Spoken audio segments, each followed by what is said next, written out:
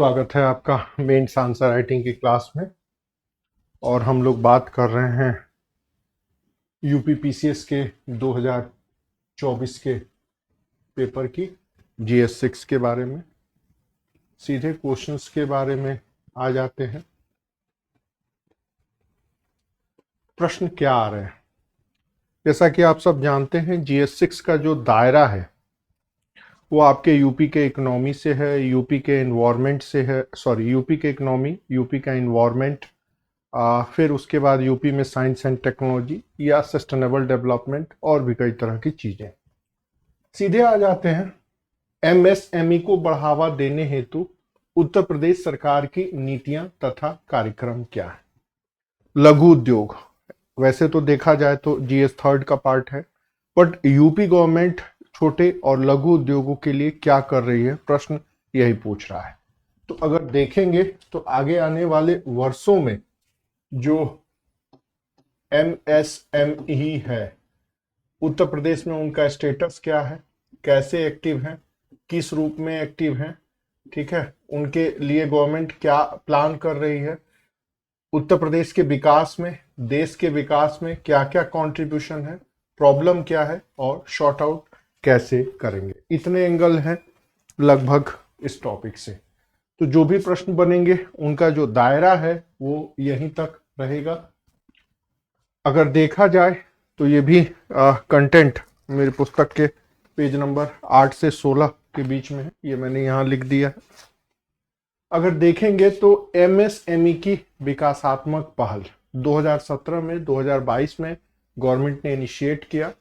अन्य योजनाओं में युवा रोजगार स्कीम, निर्यात प्रोत्साहन, ठीक है, फिर 15 नए इंडस्ट्रियल एरा डिसाइड हुए हैं, यमुना एक्सप्रेसवे है, 500 एकड़ भूभाग डिजिटलाइजेशन हो रहा है, ब्रांडेड और मार्केटिंग हो रहा है। कहने का मतलब है UP government minimum small medium enterprises, जो भी इसके इंडस्ट्रीज हैं, उसके लिए क्या कर रही है। ये तो जो क्या कर रही है वो है, लेकिन इस क्वेश्चन के इतने एंगल हैं और इन एंगलों से ये प्रश्न आगे आ सकता है। उत्तर प्रदेश में बुनियादी ढांचे के विकास ने आर्थिक विविधीकरण और क्षेत्रीय समानता में किस हद तक योगदान दिया है, आलोचनात्मक विश्लेषण करें। अब प्रश्न पूछ रहा है बुनियादी ढांचा। जीएस में एक पार्ट है, जीएस 3 में इंफ्रास्ट्रक्चर, तो ये जीएस 3 का पार्ट है।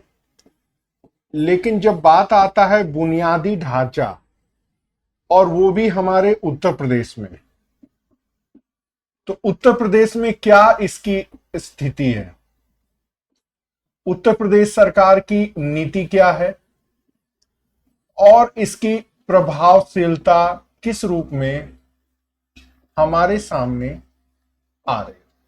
ये 3 एंगल है और इसी एंगल में जो इंफ्रास्ट्रक्चर है, उत्तर प्रदेश में एक्सप्रेसवे बना है या कई अन्य और चीजें हैं, जैसे जल मार्ग है, जैसे वायु मार्ग है, जैसे मेट्रो है। कहने का मतलब है ये हमारे देश के विकास में तो अपना योगदान करते ही हैं, हमारे प्रदेश में यह कैसे इफेक्टिव है, प्रश्न यही पूछ रहा है। तो बुनियादी ढांचा, बुनियादी ढांचे की स्थिति, बुनियादी ढांचा के विकासात्मक नीतियां और भी कई तरह की चीजें हैं, प्रश्न यहीं से आएगा। तो आपको यही बताना है कि इकोनॉमिक डाइवर्सिफिकेशन और रीजनल इक्विलिटी लाने में economic development, industrialisation, employment, connectivity, health services, social development, urbanisation, agriculture development, tourism, cultural protection और डिजास्टर मैनेजमेंट के प्रोटेक्शन में यह हेल्पफुल हुआ है। अब देखिए, ये जो प्रश्न है ना, ये टोटली आपके कॉमन सेंस का प्रश्न है। यही उत्तर जीएस 3 में भी एप्लीकेबल है, यही उत्तर यहां भी है। तो इस तरह के कोई भी प्रश्न पूछे, अब हो सकता है अगली बार गंगा एक्सप्रेसवे या यमुना एक्सप्रेसवे या बुंदेलखंड एक्सप्रेसवे के नाम पर अलग से प्रश्न बन जाए, और जो कि आ भी चुका है। तो वहां भी आपको इसी स्मार्टनेस से चीजों को रखना। उत्तर प्रदेश के रामसर स्थल को चिन्हित कीजिए और उनकी विशेषताओं का वर्णन करिए। अब देखिए, ये भी जीएस फर्स्ट की तरह है। हाल के दिनों में जो वेटलैंड प्लेसेस हैं, अब जीएस 1 में जब आप ज्योग्राफी पढ़ते होंगे तो उसमें रामसर स्थल, उसका क्या कैसे, सेम यहां पर बात करना है कि हमारे उत्तर प्रदेश में क्या है स्थिति, और एक तो इनकी स्थिति और दूसरा इनका कैरेक्टर। ये दो चीजें हैं जो जाननी है। एक तरीके से ये करंट यूपी से जुड़ा हुआ है। तो रामसर स्थल की बात करेंगे तो 10 रामसर स्थल हैं, अंतर्राष्ट्रीय महत्व के आर्द्र भूमि है, वनस्पति जीव के लिए है, प्रदेश में विशेषता जो सारी चीजें हैं, पक्षी अभ्यारण्य है, झील है, आर्द्र भूमि, अंतर्राष्ट्रीय महत्व, वैसे वैसे। अब ये भी प्रश्न आपके जीएस 1 के अप्लाइड पार्ट का है, जो आपने पीटी में लगभग पढ़ा होगा कि रामसर स्थल उत्तर प्रदेश में कितने हैं, कैसे हैं, क्या है। यहां पर सिर्फ इसकी यूटिलिटी ही आपको पूछी जा रही है और वही बताना है। उत्तर प्रदेश में पाए जाने वाले प्रमुख प्राकृतिक वनस्पतियों के भौगोलिक वितरण और विशेषता का वर्णन करें। अब देखिए, यहां पर वनस्पति के बारे में पूछ रहा है, तो जब वनस्पति के बारे में पूछेंगे, पढ़े होंगे, तो सबसे पहले इसकी स्थिति, ठीक है, फिर इसका डिस्ट्रीब्यूशन और डिस्ट्रीब्यूशन का कारण, फिर आता है इनका इंपॉर्टेंस, और फिर आता है इनके ऊपर किस प्रकार के खतरे उधर दे रहे हैं, फिर ह्यूमन डेवलपमेंट में ह्यूमन एक्टिविटी इसमें कैसे रोल प्ले कर रही है, इतनी सारी चीजें हैं, और फिर हमारी सरकार किस प्रकार इसका प्रोटेक्शन कर रही है। इतने एंगल हैं। प्रश्न इन्हीं एंगलों में घूम फिर के आएगा। अभी आप 24 का मेंस देख रहे हैं, तो 26 में, 27 में, 28 में जो प्रश्न आएंगे वो इन्हीं के रूप में आएंगे। तो जो बात होती है, अब जब इसका उत्तर आप लिखेंगे तो इसमें इतने पॉइंट होंगे। ये देखिए, प्राकृतिक वनस्पति 3 विशेष प्रकार हैं, वो कौन है, पीटी में भी पढ़े होंगे। उष्णकटिबंधीय, शुष्णकटिबंधीय और उष्णकटिबंधीय कांटेदार वन। डिस्ट्रीब्यूशन, ये भी मेरे बुक के पेज नंबर 66 से आया हुआ है। ये डिस्ट्रीब्यूशन है। और फिर इनकी विशेषता क्या है भाई, वर्षा अधिक इलाके, वर्षा कम क्षेत्र में, जलवायु पर निर्भर, वन्य जीव आवास, सांस्कृतिक आध्यात्मिक महत्व, आर्थिक महत्व, पर्यावरणीय महत्व, ये सब कुछ चीजें हैं। तो अब अगली बार जब वनस्पति आप पढ़ें तो इतने एंगल से चीजों को सोच करके रखें। प्रश्न जो पूछे जाएंगे वो इन्हीं से जुड़े। उत्तर प्रदेश में कृषि के व्यवसायीकरण का क्या लाभ है। अब कमर्शलाइजेशन ऑफ एग्रीकल्चर, जब आप पढ़ते हैं कृषि के वाणिज्यकरण, मतलब एग्रीकल्चर के कमर्शलाइजेशन के, क्रॉप की क्या स्थिति है हमारे उत्तर प्रदेश में, दूसरा इनका क्या महत्व है, तीसरा इनकी विकासात्मक भूमिका किस प्रकार की है, उत्तर प्रदेश सरकार की नीति इस संदर्भ में क्या रही है, निर्यात में क्या रोल प्ले करते हैं, और एक क्वेश्चन और कि देश के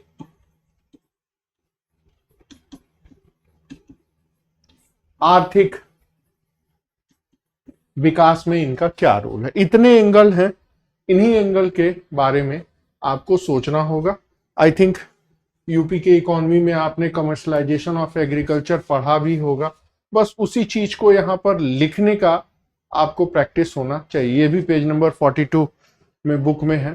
कई लाभ प्रकट हो रहे हैं, फार्मर्स की आय बढ़ रही है, न्यू एम्प्लॉयमेंट आ रहे हैं, फूड सिक्योरिटी अरेंज करा रहे हैं, इकोनॉमिक डेवलपमेंट का प्रोसेसिंग हो रहा है, एग्रीकल्चर का सोशल एम्पावरमेंट हो रहा है, इंफ्रास्ट्रक्चर के डेवलपमेंट में सहायक है, टेक्निकल चीजें उभर करके आ रही हैं, कृषकों का लाइफ स्टाइल बढ़ रहा है, एग्रीकल्चर बेस्ड इंडस्ट्रीज बढ़ रहे हैं, वेलफेयर स्कीम्स को और अच्छे तरीके से इंप्लीमेंट करते जा रहे हैं। मैंने 10 पॉइंट बताए हैं, एनफ है।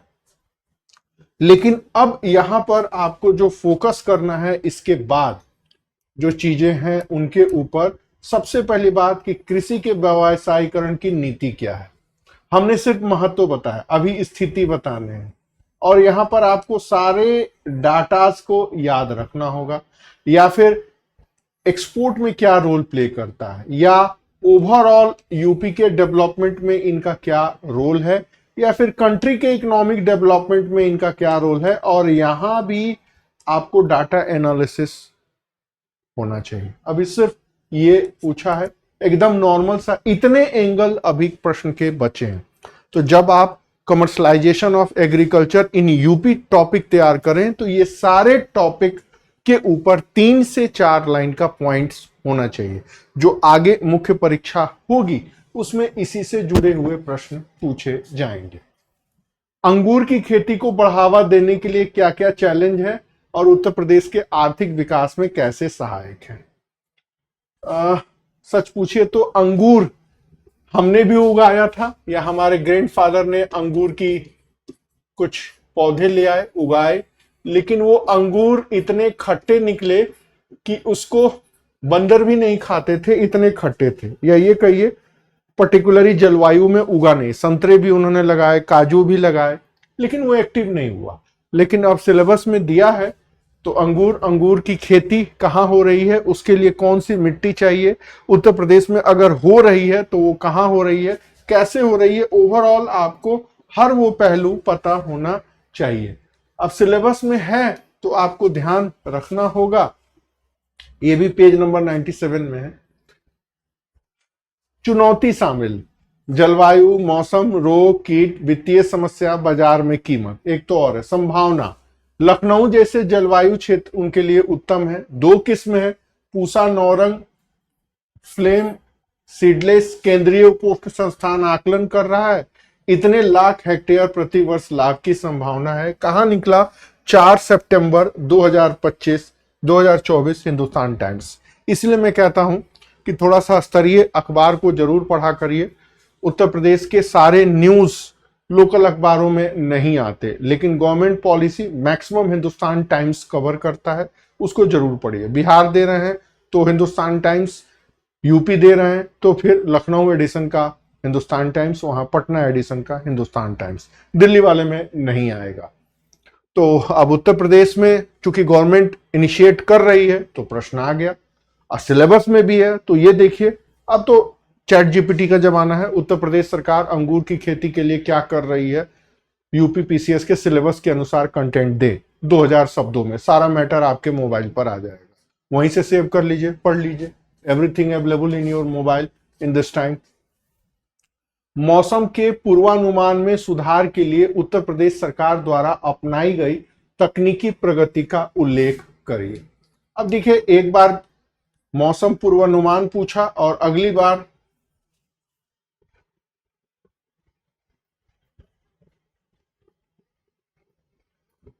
ये देखिए, ये भी पेज नंबर 87 में है। अब मौसम पूर्वानुमान के लिए जीएस 3rd में आपने टेक में पढ़ा होगा कि इसरो की कई सारे अभियान हैं और उसमें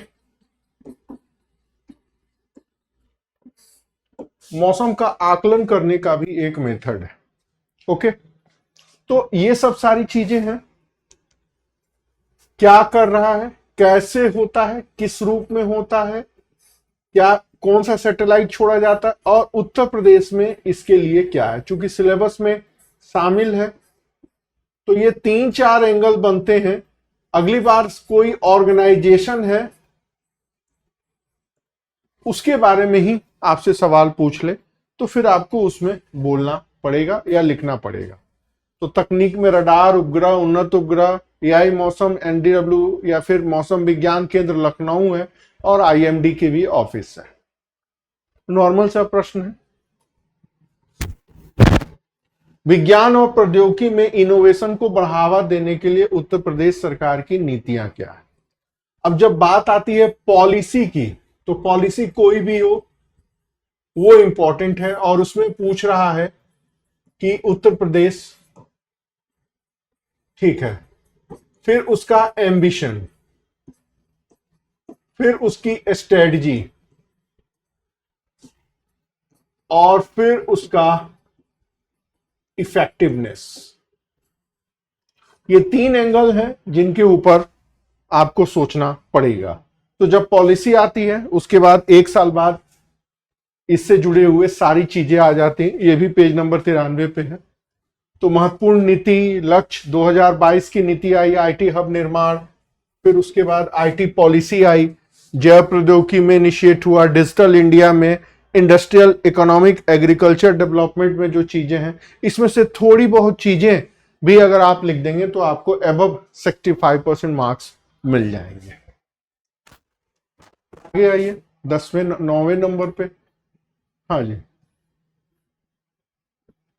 डिजिटल इंडिया राष्ट्रीय मिशन में उत्तर प्रदेश सरकार की भागीदारी का परीक्षण कीजिए। अब ये देखिए सेंट्रल की योजना में उत्तर प्रदेश कैसे भागीदारी करता है।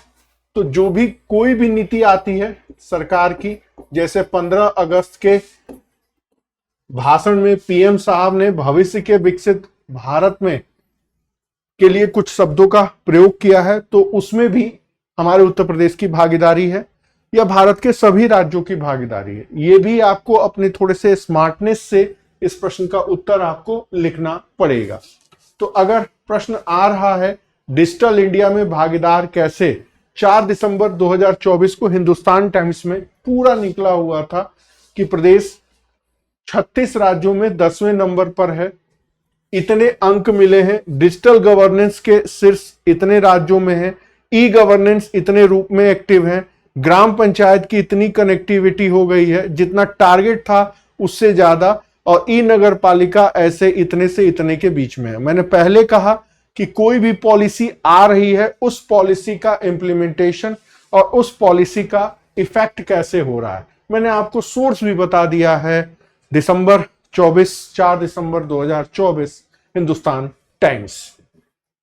अब चूंकि हम लोग टीचर हैं तो हम लोगों को हर छोटी बड़ी चीजों के ऊपर अपना ध्यान रखना होता है, ठीक है। ये हमारे क्लास नोट्स में भी है, ऐसे ऐसे तमाम तरह की चीजें। आगे आ जाइए 10वें नंबर के सवाल को देखिए। उत्तर प्रदेश का $1 ट्रिलियन की अर्थव्यवस्था बनाने के लिए मुख्य वैज्ञानिक चुनौती क्या है।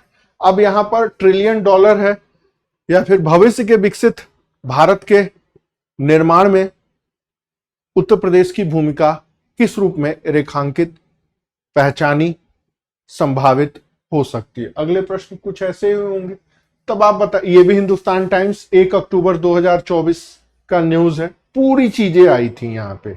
$1 ट्रिलियन की इकोनॉमी के निर्माण में एग्रीकल्चर इंपॉर्टेंट रोल प्ले करेगा।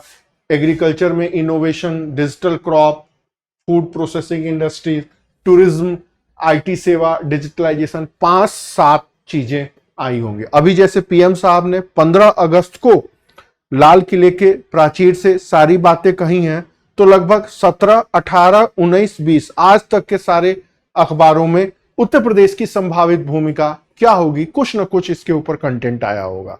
ये तो हम जैसे टीचरों का कर्तव्य बनता है और हम लोग करते भी हैं, उसको एकत्र करते हैं। बट जो प्रश्न बनते हैं वो यहीं से बनते हैं, कोई हवा में प्रश्न नहीं बन जाता या फिर उनका उत्तर हवा में नहीं लिखा है। ये कंटेंट अगर आपके आंसर में है तभी आपको मोर देन 60% मार्क्स मिलेंगे, नहीं है तो फिर समस्या आएगी। तो मैंने पहले भी कहा कि अगर कोई भी पॉलिसी बनती है यहां पर, कोई भी रहे, उसका एम्बिशन, स्ट्रेटजी, इफेक्टिवनेस और फिर यहां पर एक तरीके से प्रॉब्लम्स क्या है, ये 4-5 एंगल हैं, इन्हीं के ऊपर आपको ध्यान रखना पड़ेगा। तो न्यूज़पेपर या तो आप पढ़ते रहिए या जहां कहीं भी आप पढ़ रहे हैं या लिख रहे हैं या टेस्ट दे रहे हैं, उनसे जरूर पूछिए कि सर ये चीजें आई हैं, इसके बारे में क्या। आप लोग तो प्रश्न पूछते नहीं है, टीचर प्रश्न दे देता है और कंटेंट दे देता है, वही लेके खुश हो जाते हैं, नंबर अच्छा मिलना चाहिए। आगे देखिए, अब यहां आपको इंट्रो और कंक्लूजन देना होगा। उत्तर प्रदेश सरकार द्वारा आयोजित ग्लोबल इन्वेस्टर सम्मेलन की उपलब्धियों का आलोचनात्मक मूल्यांकन करिए। देखिए एक बार फिर आया, पहले तो एम्बिशन पूछ रहा है, अब इफेक्टिवनेस पूछ रहा है। 2 साल पहले जब सीएम साहब विदेश में गए, कई जगह घूमे, तो उसके बारे में भी रिपोर्ट आई। अब देखिए क्या है उपलब्धि। इन्वेस्टमेंट 17 लाख करोड़ का हुआ, रोजगार 1 करोड़ था और भी कई चीजें की थी। अब पंजीकृत कारखाने इतने हो चुके हैं, 101% की ग्रोथ हुई है। एक बात मैं बता दूं, हुई हो नहीं हो उसके चक्कर में ना पड़े। अगर यूपी गवर्नमेंट कोई इंफॉर्मेशन बाहर निकालती है तो उसके बारे में जरूर ध्यान रखें। अगर वो न्यूज़पेपर में छप गया तो वो एक तरीके से इनिशिएटिव है। दुकानें इतने बढ़ी हैं, परिवहन उपक्रम इतने बढ़े हैं। आगे देखिए, एम्प्लॉयमेंट में उतनी अच्छी अचीवमेंट नहीं हो पाई है क्योंकि गवर्नमेंट जॉब की होड़ लगी है। एम्प्लॉयमेंट श्रम बल इतना बढ़ा है, दावा 6 गुने दर से कम हुई है। बेरोजगारी आके देखिए, 8 वर्ष में 7.5 लाख नौकरी ही सृजित हुई है। तो अब जब पूछ रहा है समालोचनात्मक, ध्यान रखिएगा शब्दों के रूप में, तो आपको आलोचना भी करनी है या सही तरीके से मूल्यांकन भी करना है। समालोचनात्मक का मतलब होता है कि थोड़ा सा जो निगेटिविटी है वो भी आप पर्टिकुलरी बातें इस आंसर में मेंशन करें। तो ये है, जब गए विदेश तो ऐसे ऐसे हुआ, ऐसे हुआ, वो हुआ। एम्प्लॉयमेंट का इतना था 1 करोड़, लेकिन हुआ है इतना ही। क्यों? क्योंकि सरकारी नौकरी की होड़ है। तो रोजगार के स्तर पर उतना बेहतर निष्पादन नहीं रहा, या रोजगार के स्तर पर प्रदर्शन निराशाजनक है। इस तरह के शब्दों का प्रयोग करें, डायरेक्ट हिट न करें, क्योंकि उन्हीं के साथ काम करना है। उत्तर प्रदेश राज्य के बजट 2025-26 के वेलफेयर स्कीम, अब आ जाएगा 25-26, तो उसकी जगह 27 कर लीजिएगा, 26-27 वही है। यहां पर ये भी है क्या क्या किया गया, तो वेलफेयर प्लान के तहत यही होता है। सेम आंसर होगा अगली बार भी। हाँ, अगर आपकी इच्छा है, अगर आपको याद है फंड, तो फंड लिख दीजिए। पीटी में तो वैसे याद भी करते हैं, बट मुझे नहीं लगता कि सब योजनाओं का फंड अलॉटमेंट आपको याद होगा, बट याद हो जाए तो और बेहतर। ये प्रश्न बड़ा अच्छा लगा मुझे। उत्तर प्रदेश के वन जीव अभयारण्यों का वर्गीकरण कीजिए। कौन सा अभयारण्य लुप्त प्राय प्रजातियों के संरक्षण के लिए महत्वपूर्ण है? पीसीएस पीटी जब हम लोग देते थे तो खूब रटते थे, ये अभयारण्य ये इसके लिए, ये वो है, ऐसे वैसे। ये प्रश्न थोड़ा सा बेहतर है, बुक में है भी, पेज नंबर 66 पे। एक बार और भी आया था कि तराई इलाकों में जो अभयारण्य है उनका क्या रोल है या उनकी क्या विशेषता। इस बार कुछ और है। 26 है विलुप्त प्राय संरक्षण में बाघ, हाथी, गोंडा, कछुआ। अब घड़ियाल के लिए ये है, दुधवा गेंडा के लिए है, बाघ के लिए ये है, बारहसिंघा के लिए, वल्चर के लिए। अब इसमें 3 तो मुझे याद थे, 2 थोड़ा मुझे देखने पड़े। 3 इसलिए याद थे कि पढ़ाते पढ़ाते पढ़ाते याद आ गया। खैर, अगली बार फिर तैयार करिएगा। क्या? तो ये देखिए, मैं आपको फिर बता दूं।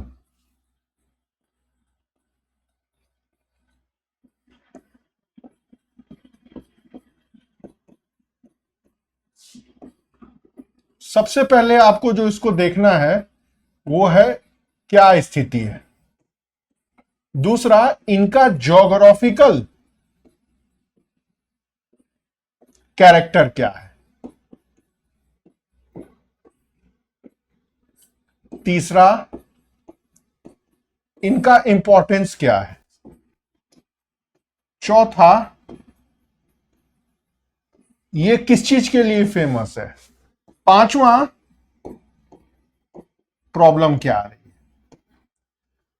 जैसे मानव वन्यजीव पशु संघर्ष, दूधवा वाले जो इलाका है, पीलीभीत वाला, अक्सर कुछ पशु पक्षी मानव बस्तियों में टूट पड़ते हैं, जिसमें आपके बाघ, चीता, जिसको गुलदार बोला जाता है, पता नहीं गुलदार को क्यों कहते हैं। बाघ बताएं, चीता बताएं, या फिर बाघ की प्रजाति का एक और। अभी गोरखपुर में कोई न्यूज में आया था, इधर मैंने देखा कि वो सियार की कोई प्रजाति है, वो मानव बस्तियों पर कुछ अटैक कर रही है। ये तो किताबों में मिल जाएगा, लेकिन कुछ चीजें आपको न्यूज से कलेक्ट करनी पड़ेगी, या न्यूज़पेपर में आता है उसके ऊपर आपकी निगाह थोड़ी रखनी पड़ेगी। बस आपको पता होना चाहिए, चैट जीपीटी में जा ले, सबके बारे में 4-4 लाइन लेकर के नोट्स में लिख ले। आगे आइए 14वें नंबर, उत्तर प्रदेश की भौगोलिक प्रदेशों को विभक्त कीजिए और भौगोलिक, आर्थिक और सांस्कृतिक महत्व को समझाइए। अब इस प्रश्न को थोड़ा ध्यान से देखिएगा, क्योंकि भविष्य में उत्तर प्रदेश कुछ ऐसे ही बंटने के कगार पर चर्चे में आ सकता है।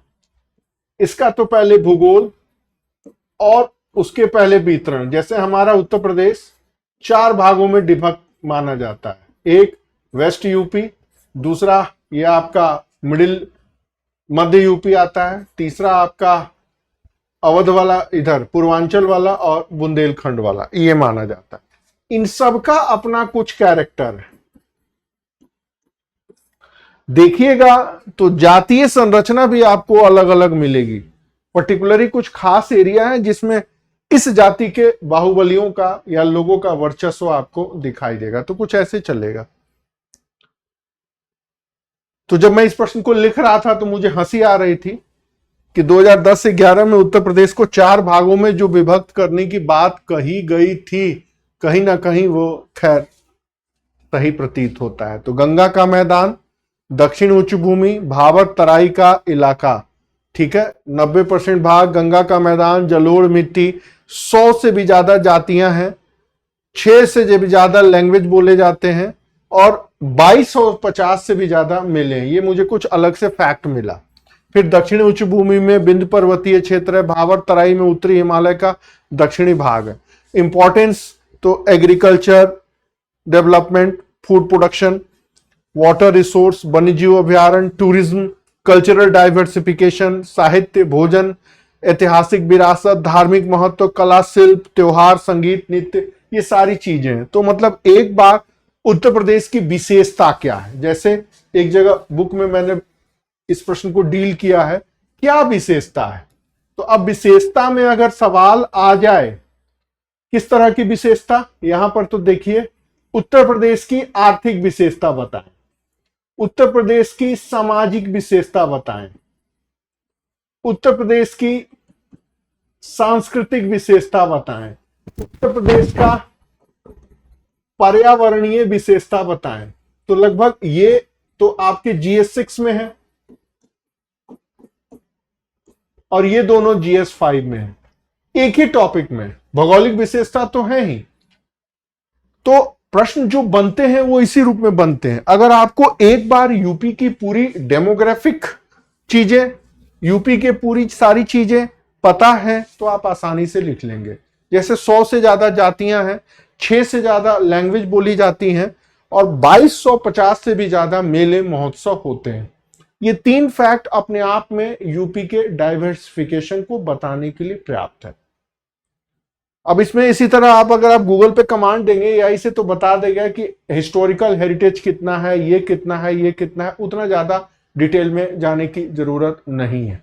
तो ये हमारे उत्तर प्रदेश की विशेषता है। एक बार आप ध्यान से चीजों को देख लेंगे तो लगभग कहीं ना कहीं आ जाएगा। लेकिन अगली बार जब आप मेंस की तैयारी करें तो ये सारी चीजें विथ डाटा अपने नोट्स में लिख लें। फूड प्रोडक्शन में क्या रोल प्ले कर रहा है, एक्सपोर्ट में क्या रोल प्ले कर रहा है, कितने प्रतिशत अनाज होते हैं, ये हिस्टोरिकल कैरेक्टर के रूप में ये है, ज्योग्राफिकल कैरेक्टर के रूप में ये है, एनवायरमेंटल कैरेक्टर के रूप में ये। एक ही टॉपिक एग्जाम में अलग अलग कई रूपों में आ सकते हैं। जब हम लोग भी मेंस आंसर राइटिंग कराते हैं तो एक ही टॉपिक को घुमा फिरा के अलग अलग सिर्फ बच्चे का मेंटल लेवल, बच्चे की राइटिंग स्किल, बच्चे की अंडरस्टैंडिंग को चेक करते हैं, जो आयोग की डिमांड होती है। आगे, उत्तर प्रदेश के कृषि के व्यवसायीकरण को बढ़ावा देने में मिलियन फॉर्म्स स्कूल प्रोग्राम और national mission on natural farming scheme क्या है, घटक बन सकते हैं, सुझाव दीजिए। अब ये थोड़ा सा क्वेश्चन जो है ना कॉम्प्लिकेटेड है। कॉम्प्लिकेटेड का मतलब जो प्योर करंट अफेयर्स वाले जो चीजें हैं वो चीजें पूछी गई हैं। अब द मिलियन, ये 2 चीजें हैं, ये मेरे बुक में नहीं है। 10 लाख कृषि लाभान्वित हुए हैं, मतलब मिट्टी सुधार, ऐसे ऐसे राष्ट्रीय प्राकृतिक खेती स्कीम लगाई गई। ये 2023 का करंट का क्वेश्चन था तो मैंने छोड़ दिया। लेकिन अब एग्रीकल्चर के कमर्शलाइजेशन, पॉलिसी, अचीवमेंट, प्रॉब्लम्स, ये 3 चीजें हैं जो भर करके आपको लिखनी होंगे। हाँ, फूलों की खेती, जब मैं बुक लिख रहा था या बुक का कंटेंट लिख रहा था, तो जब मैं फूलों की खेती के बारे में लिखा तो कहा इतने फूल की डिमांड है कि हमारे उत्तर प्रदेश में फूल पूरे नहीं हो पा रहे हैं, तो बाहर कलकत्ता से मंगाया जा रहा है।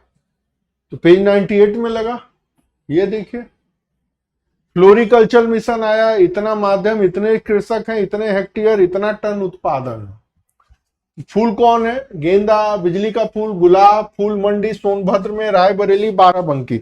अब जैसे बाराबंकी, रायबरेली, सोनभद्र, रीजनल चीजें आपके आंसर में आनी चाहिए। जो मैंने आपको बताया, जितनी डिमांड है उतनी सप्लाई नहीं हो पा रही है, इतना ज्यादा डिमांड है। और भैया दिल्ली में आईएएस की तैयारी कराना छोड़ के हम अपनी जमीन में लेके जाएं और अपने सोनभद्र में ले जाकर के फूल ही उगाए। बट वही होता है ना, लोग कहते हैं कि इतना पढ़ लिख लिया अब फूल उगा रहे हैं, लेकिन ऐसा कुछ नहीं है। हमारे यहाँ लोग क्या कहेंगे, यही समस्या आ जाती है। तो फूल की खेती याद रखिएगा, सरकार क्या कर रही है, कैसे कर रही है, समस्या और संभावना अब है तो क्या करेंगे। उत्तर प्रदेश के 3 पारिस्थितिक क्षेत्रों, आवास स्थिति, वनस्पति और जीव जंतुओं का वर्णन करें। बहुत अच्छा प्रश्न। अब यहां पर भी देखिए,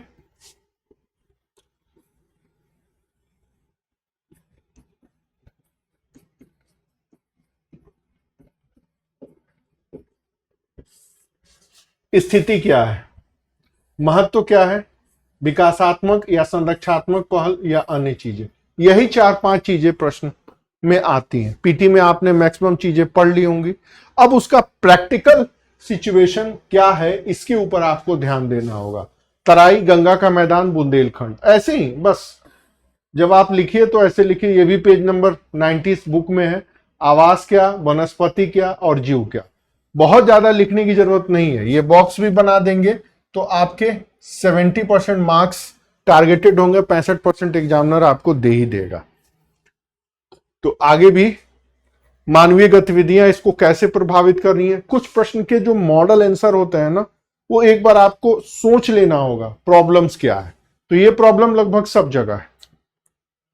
प्रोटेक्शन कैसे होगा, तो जो ज्योग्राफी में आपने चीजें पढ़ी होंगी, प्रोटेक्शन हर जगह देखिएगा लगभग सेम होता है। गवर्नमेंट की पॉलिसी में थोड़ी बहुत चीजें आपको चेंज करनी होंगी। उत्तर प्रदेश में जैव प्रौद्योगिकी के क्षेत्र में रिसर्च एंड डेवलपमेंट की क्या उपलब्धियां हैं, इसे समाज और गरीबों के उत्थान में करिए। अब देखिए ये सिलेबस का हिस्सा है बायोटेक, तो एक जीएस थर्ड में तो आपको पढ़ना ही है, यहां भी आपको बायोटेक पढ़नी पड़ेगी। तो सबसे पहले प्रदेश सरकार की नीति और इस नीति का इंपैक्ट क्या हो रहा है। तीसरा, उत्तर प्रदेश के विकास में कैसे योगदान है, और विकास में फिर अलग अलग एग्रीकल्चर डेवलपमेंट में, एनिमल हस्बेंड्री में। अब यहां भी कर दीजिएगा क्या, प्रोडक्शन में। मैं सरकार की वेबसाइट देख रहा था तो फ्लोरिकल्चर मतलब एक तरीके से बागवानी में क्या क्या। अब इसमें भी पूछ दिया एक बार कि मिल्क प्रोडक्शन में,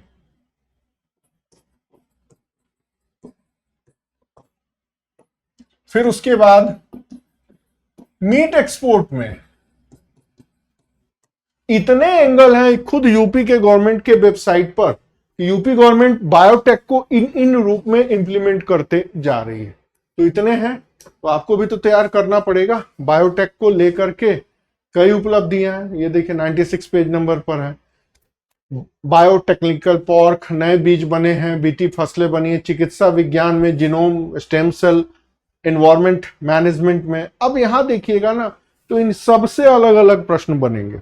धन्य है आपके पास आर्टिफिशियल इंटेलिजेंस रूपी चैट जीपीटी या कुछ और भी है। सीधे डालिए achievement of biotechnology park in UP या role of biotechnology in medical science या environment management in UP. Hindi में लिखिएगा, आपको दे देगा। पहले प्रॉब्लम यही होती थी कि कंटेंट बेहतर हिंदी में मिलता ही नहीं था, लेकिन अब ऐसी कोई समस्या नहीं है। उत्तर प्रदेश के कृषि उत्पादों के उत्पादन, वितरण, विपणन की चुनौती क्या है, सस्टेनेबल और इंक्लूसिव ग्रोथ को देखते हुए साइंस एंड टेक कैसे किया। अब देखिए ये भी क्वेश्चंस कॉमन सेंस का है। सस्टेनेबल डेवलपमेंट और इंक्लूसिव ग्रोथ, ये जीएस थर्ड का टॉपिक है, ये भी पेज 100 क्लास नोट्स में हमारे दिए हुए हैं।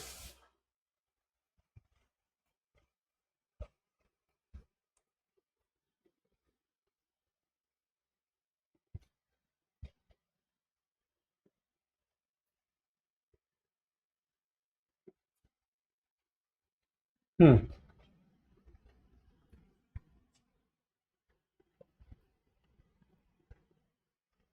कौन सा क्वेश्चन थोड़ा उल्टा पुल्टा हो गया है क्या?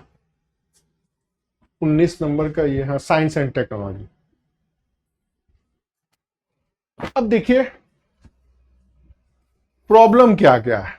तो अगर देखिएगा कम उत्पादन, भूमि विखंडित, जलवायु परिवर्तन, बीज नहीं मिल पा रहा है, रसायनों का अधिक उपयोग हो रहा है। वितरण विपणन में क्या क्या प्रॉब्लम है, भंडारण है, खरीद है, किसको की ये समस्या है। मतलब एक तरीके से अब विज्ञान और तकनीकी की भूमिका क्या हो सकती है।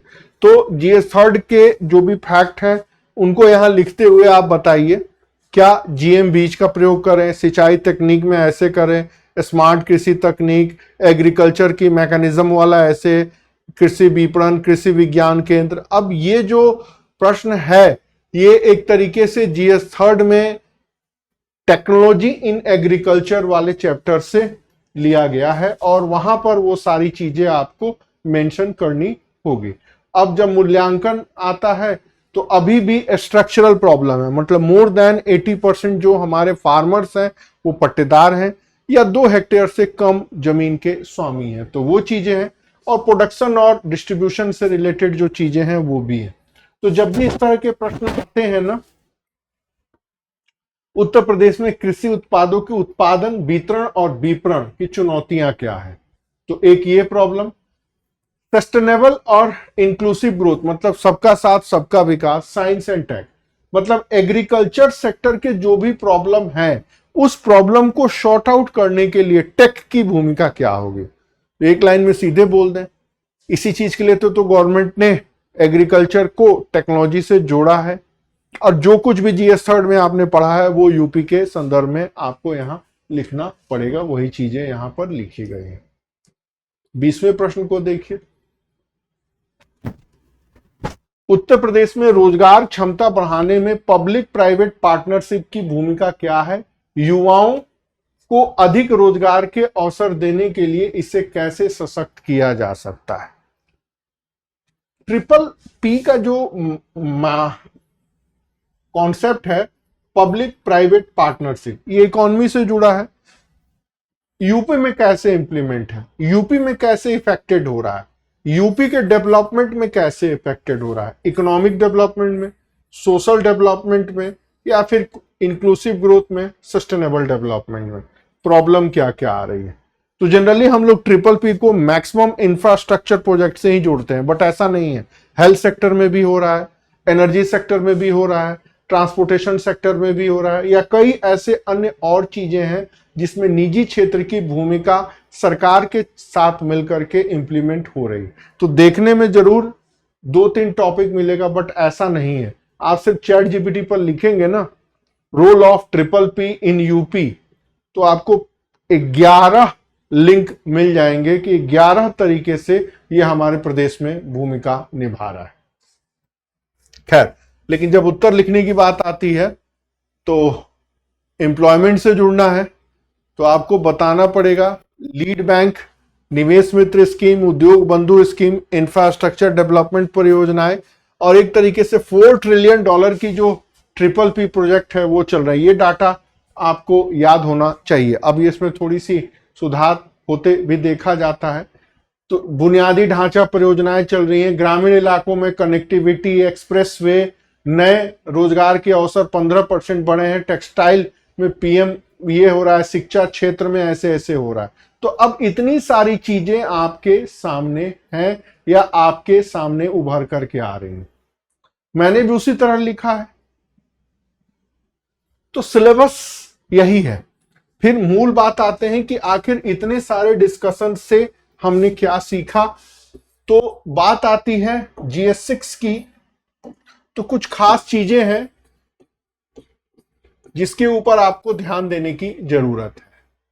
पहले तो जितना आपका सिलेबस है उसको आप पढ़ें, फिर आप उसको सोचें, क्योंकि कई सारी चीजें आपने पीटी में ऑलरेडी देख ली है।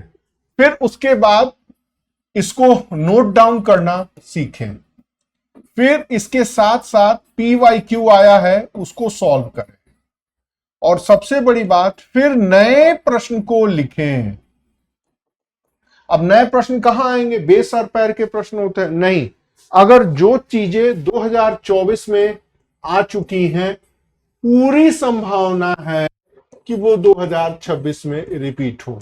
हालांकि कहा जाता है कि 2025 में वो नहीं आएंगी, बट पूरी संभावना है कि 2026 में वो आनी ही आनी। तो क्वेश्चन के एंगल्स को देखें, समझें। यहां पर यही बातें हमने कही कि अगर कमर्शलाइजेशन ऑफ एग्रीकल्चर आ गया तो अब उससे जुड़ी हुई क्या सारी चीजें आएंगी। और एक न्यूज़पेपर आपको रेगुलर पढ़ना है। मैं तो पढ़ता हूं हिंदुस्तान टाइम्स लखनऊ एडिशन, और भी है लखनऊ बेस्ड अखबार, ताकि वो सारी चीजें हमारे सामने गवर्नमेंट की पॉलिसियां आ सके। मैंने उसका एक्सेस भी ले चुका है ताकि दिल्ली में भी वो सारी चीजें मैं नेट पे पढ़ सकूं। जहां मुझे लगता है मैं तुरंत उसका प्रिंट आउट निकाल के फाइल में लगा देता हूं। कोई शॉर्टकट रास्ता नहीं है मार्क्स को 60% गेन करने का। GS 1 से 4 में तो आप लोग लीड ले सकते हैं, बट 5 तो फिर भी थोड़ा सा इजी है क्योंकि हिस्ट्री, कल्चर, सोसाइटी है, लेकिन 6 थोड़ा सा कॉम्प्लिकेटेड है। मैंने इस बुक को लिखी और हर बार इसका अपडेट वर्जन भी मैं निकाल देता हूं। मर्जी हो तो पढ़िएगा, मर्जी हो तो आंसर राइटिंग के लिए जुड़िएगा, नहीं तो बहुत सारे लोग हैं जो चीजों को पढ़ाते हैं। Thank you. अब मिलते हैं ऐसे की क्लास में।